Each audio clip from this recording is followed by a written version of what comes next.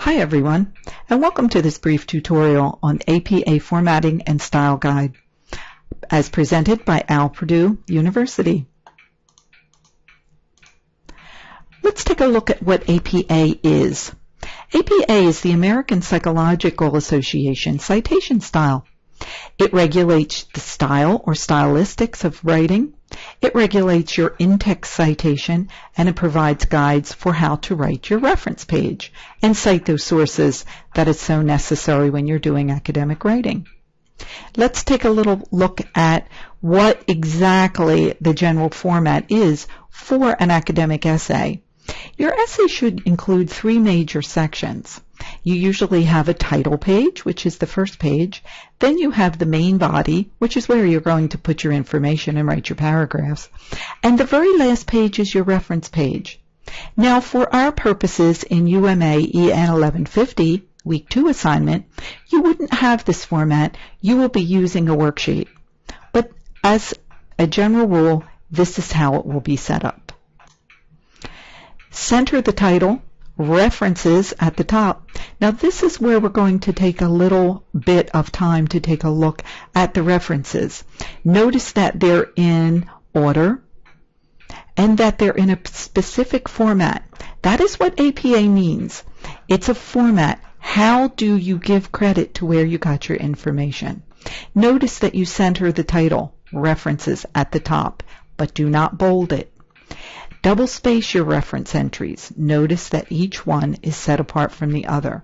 Flush left means set them all on the left side so that they begin on the left and move to the right.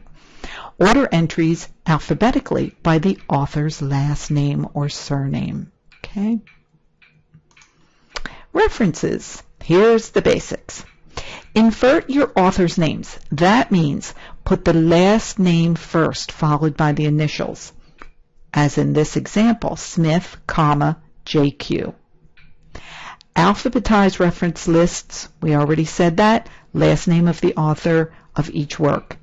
Capitalize only the first letter of the first word of a title and subtitle. So once you list your author, let's go back to that page. Once you list your author, then over here, you're going to have the title of the article that you're using, whether it be an article that you've gotten on the web or an article from a journal or perhaps the title of a book. Okay? Capitalize only those first letters after the colon or a dash in the title.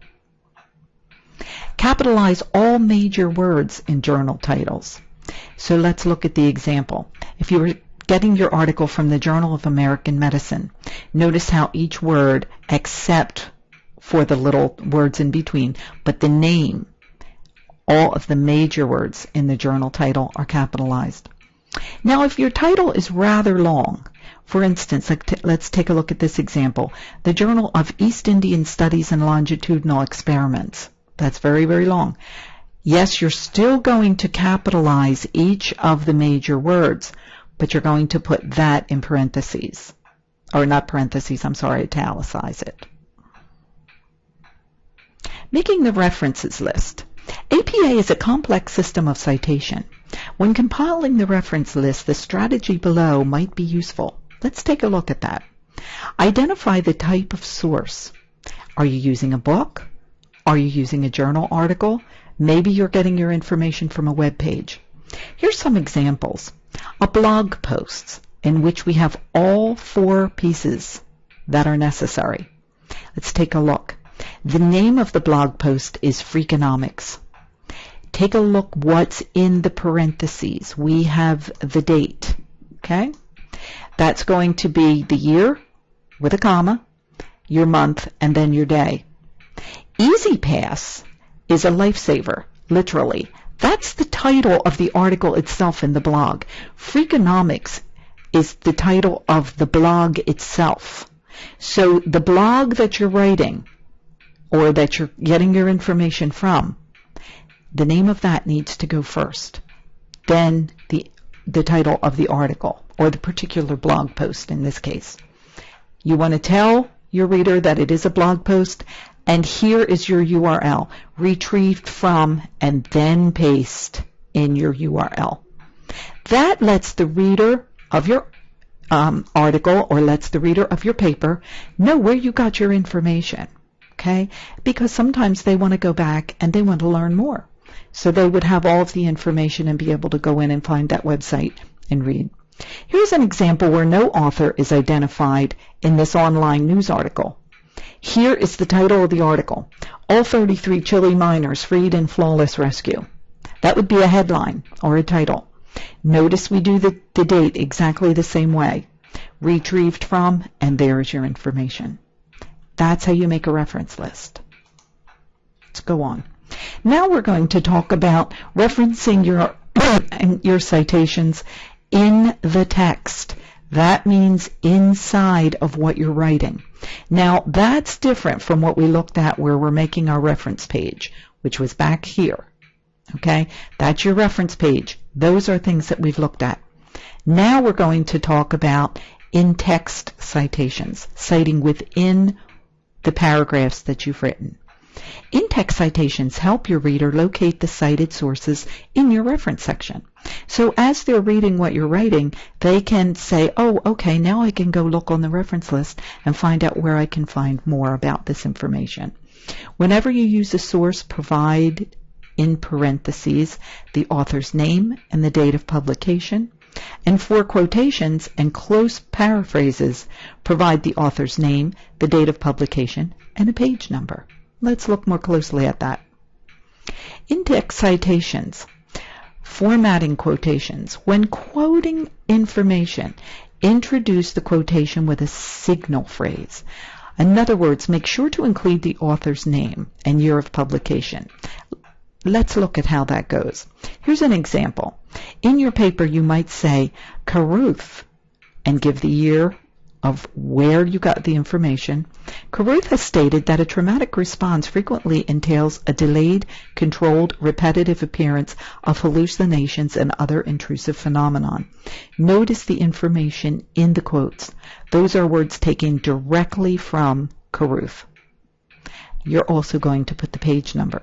Now you've got the whole in-text citation in there. You've got the last name of the author, you've got the year, and you've got the page number. Now you can also do it this way, as below. A traumatic response frequently entails a, and you have your quoted material, and you can put all three pieces of information in one parentheses. Normally, it is done the second way. You can do it this first way. Generally, you're seeing it done the second way. Okay? In-text citations. Formatting a summary or paraphrase. Now, you may not do direct quotations. So how do you give credit to something that you've taken from another source, but yet you haven't quoted it? Now, you may have put it in your own words, but yet you want to give credit to where you got that information. So let's take a look at this example. Though the feminist studies focus solely on women's experiences, they err by collectively perpetrating the masculine-centered impressions.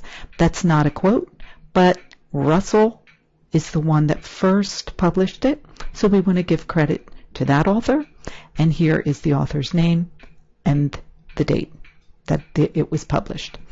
That lets your reader know they can go to your reference page, they can find that author, and they can get all of the material that you have listed there. Formatting a summary or paraphrase, including a quotation and a summary paraphrase, also provide a page number. Here we have an instance where we have the authors, and we also have the page number at the end. It would be perfectly appropriate for you to put all three of these at the very end in the same parentheses. You could put the author's name, the date, and the page number all in one. Or you can do it this way. It's entirely up to you. Both are correct. Signal words. According to, and then you put your information. You could say author so-and-so argued that. This is a signal. Use such signal verbs as acknowledged, contended, maintained, responded, reported, argued, concluded, etc. Those words prompt your reader to know that you're about to give someone else credit for where you got your information. Okay? Work with more than one author. Sometimes you'll read books, especially textbooks, where you'll have a lot of authors or editors. When you have 3 or more or 2 or more, you will put them in line. They don't necessarily need to be in alphabetical order, okay? But you do need to cite their last names and the year of publication. And it looks just like this. In subsequent citations, use only the first author's last name, followed by et al. If you may have 6 or 7 authors. Rather than have a lengthy list, you can put the very, very first author whose name is on the book, and put et al. It means that there's more, okay? And the year.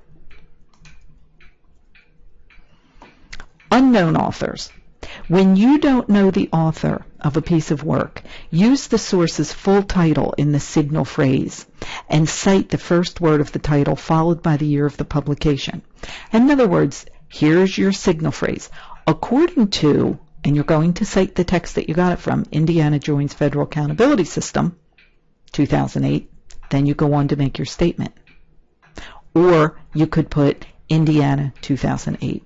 There again, you can see where you can break up the information into 2 separate sections, or you can put it all in one.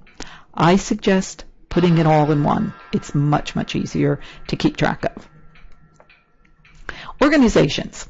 When citing an organization, and those are going to be your .org sites, mention the organization the first time when you cite the source. Let's take a look. The data collected by the Food and Drug Administration, and write the year of the article, confirm that. If the organization has a well-known abbreviation, such as the FDA or the Food and Drug Administration, you can go ahead and list that as well. Food and Drug Administration, FDA confirmed. FDA's experts tested. And from there on, once you put down Food and Drug Administration, for the rest of your writing, you can refer to it as FDA, okay, with the acronym. Electronic sources. Now this is where you're going to get into the internet articles. Those articles that you're going to find anywhere online is an electronic document. Wherever possible, cite it in the author date style.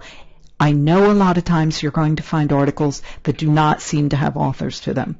But in this case, if they do, you're going to lead in with your indicative phrase, according to Smith, give the date of the publication, Mind Over Matter section, paragraph 6. You may want to put the paragraph that you found the particular phrase that you're using or the particular piece of information, so that when the person that is doing research from your paper goes back to look, they can find that piece of information easily. They don't need to wade through the entire paragraph or the entire article to find it. Additional APA resources. The Purdue OWL at this website is excellent. When you go there, you will find an enormous amount of resource. A lot of different examples of how to cite different types of research that you've come across, different types of articles, books and magazines, publication manual, composition textbooks. Here is their the APA's website, which has, again, lots of examples, wonderful examples of things to use. And of course, you always have the university library as well. And that's the end of our presentation. I hope you've gained something from this, and I hope you enjoyed it. Thank you so much for attending.